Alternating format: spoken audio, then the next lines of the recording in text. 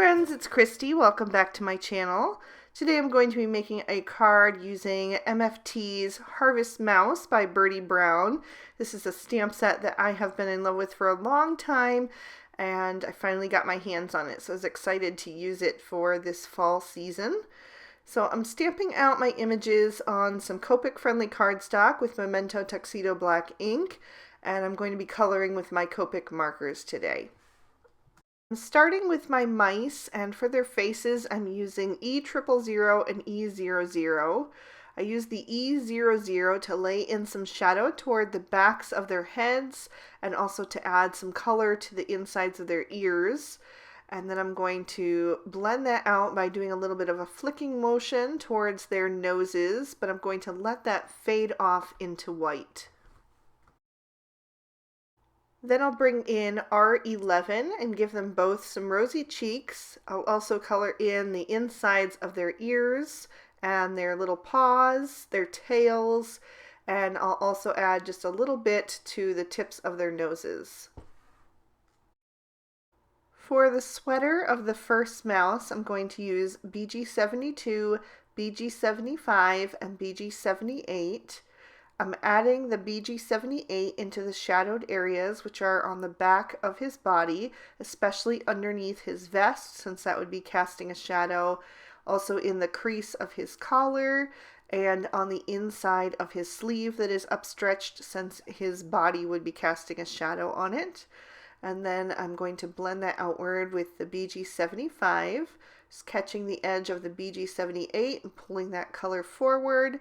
And then I will finish with the BG72, so he has that nice little rounded tummy and also a nice highlight on the outside of his sleeve. And I want my little guys to coordinate, even though they're not going to match exactly. So for him, I'm using those shades on his pants. And again, I just added my shadows with the BG78 up under his sweater and on the backs of his legs. And then I'm blending forward with the BG75 and the BG72. For the second mouse's sweater, I'm using V91, V93, and V95. So for him, the darkest shade is the V95, so I'm adding my shadows again, kind of in the same places as the front mouse, just extending that shadow up under his arm and under the pumpkin on his sweater. And then I blend it out with the V93 and finish with the V91. There wasn't quite enough contrast for me, so I did go back in with my V95 and add a bit more of a darker shadow there. And then I blended that out with the V93 once again. I wanted to give the first mouse some very pale blue jeans, so I'm using BG70 and BG72. I started out with a complete wash of the BG70 because I didn't want this to get too dark, and then I added very little of that BG72 and did a little tip-to-tip action to blend the transition. For the vest of the first mouse, I'm going to go back to my V shades, but I'm using V93, V95, and adding in the V99 instead of the V91. So it's going to be just a little bit darker than the other mouse's sweater, but definitely the same color family. So I started with the V99 in the shadowed areas and then blended towards the front with the other two shades. And again, the dark got a little bit lost, so I just went back in and added a little bit more of that and then just blended that out again with the V95.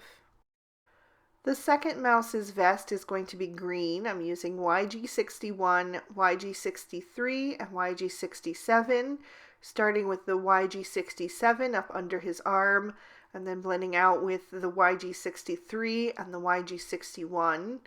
Then I'm also going to use the YG63 and YG67 to color in the little stems of my pumpkins, with the YG67 close to the base of the pumpkin and blending out with the YG63. And then I'm also going to use all three of those shades to color in one of the three leaves that I have stamped out. For the bushel baskets, I'm using E71, E74, E77, and E79. These are browns that have a little bit of a purple undertone, and they also have almost like a cool undertone to them, so that I thought they would be perfect with the other colors that I've got going on. So I started with the E79 in the bottom right corner and then blended upward all the way to the E71. I'm going to do the same on both of them, but just show one on camera. And I also colored in both of the little mice's boots with the E77 and E74. The pumpkins I'm coloring with YR04, YR14, and YR18. And again, since they're all pretty much exactly the same, I'm just going to show the one on camera. I'm starting with the YR18 and doing a little bit of shadows in the different sections so that they have a nice definition, and then blending towards the center with the YR14. I'll fill in with the YR4, and then I'm going to come back in with my YR18 and begin to just flick in a little color so there's some irregularity there and they just look a little more natural. I used the YG61 to add a little bit of green right around the apple stems, and now I'm going to finish off the apples with R22, R24, and R29. I'm adding the R29 down at the base and any place that another apple is kind of in front of it, so there's a little bit of shadow, and then blending up with the R24 and finishing right around that green area with the R22. For the cherries, I'm using R29 and R39. They're so tiny that really 2 shades is plenty. You even could have gotten away with 1, but I just added a touch of the R39 at the bottom right of each cherry, and then I'm blending up with the R29. And now I'll trim these out with the matching dies. For my background, I'm taking some worn lipstick and Wild Honey Distress ink, and I'm going to begin blending that onto a piece of Bristol Smooth Surface cardstock. This is cardstock that has a vellum coating to it, so the ink really slides across and you don't get any harsh lines. It just blends really beautifully on it. So I'm going to go back and forth trying to create a sunset sky by coming back with that Wild Honey and then adding a bit more of the worn lipstick until I'm happy with how it's looking. I decided to add on some shaded lilac at the top, but it was really too pale for the look that I was going for. It didn't really add much color. So I quickly switched to wilted violet and added some of that at the top, and that was more of the look that I was going for. I wanted it to have a purple tone to match the coloring of the images. I added one more layer of that worn lipstick to blend that transition area and add a bit more of that pink tone, and then just went over the top again with the wilted violet. I've trimmed down a piece of craft cardstock using MFT's A2 Stitch Rectangle Stacks Set 2 for the outside edge, and then for the inside windows I used the Stitch Triple Peekaboo Windows Dynamics. And now I'm stamping my sentiment using some Lawn Fawn walnut ink. It says, "Wishing you a harvest of blessings." And then while I have my MISTI out, I'm also going to stamp the inside of my card. I'm using the mouse in the leaf pile, and then I'm also using a Sending Hugs sentiment from the Birdie Brown Greetings Galore stamp set. I've trimmed down my background and added some foam tape to the back of my focal panel, so I'm going to line that up so I get a nice gradient sunrise and pop that down into place.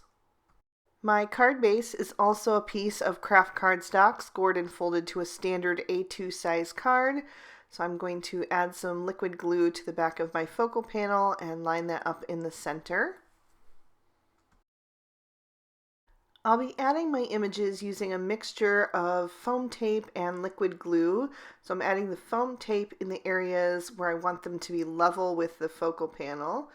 So I'm going to pop down the mouse with the basket of cherries down on the right hand side. And then on the left, I'm going to take the mouse that's carrying the pumpkin. I thought it would be cute since he's kind of looking back over his shoulder at the other guy. And then in the center spot, I'm going to add the bushel of apples and my other two pumpkins. So I'm adding the bushel of apples a little bit higher up because I want it to look a little bit taller, and I'm going to hide that by adding the two pumpkins right in front of that.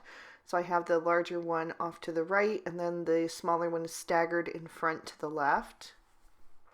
So all that's left is the little leaves. I'm going to tuck the green one in behind the pumpkin in the mouse's arms, and then I have a orange and red leaf left over. And I was going to have one in each little section, but the right-hand section was pretty full with just the mouse and the basket of cherries. So I ended up deciding to add it into the center one behind the apples. To finish things off, I wanted to add a subtle sparkle and shine using my Spectrum Noir Clear Glitter Overlay pen. So I decided to add it to all of the leaves and all of the harvest fruits and veggies. So I have it on the pumpkins, the apples, and the cherries. And that is going to complete our card for today. I'm going to lift that up to the camera so you can see how that catches the light when you tip it. And I'll give you another peek at the inside. I think these images from Birdie Brown are so adorable, and I'm so glad I finally got the opportunity to use them. If you enjoyed today's video, you can support my channel by hitting that thumbs up button that lets YouTube know that you enjoy videos like these. You can also subscribe to my channel if you haven't already. I would love to have you. Here's 2 extra videos that I thought you might also be interested in, so if you want to keep watching, you can go ahead and do that by clicking on one of these. I hope you all have an amazing day. Bye-bye.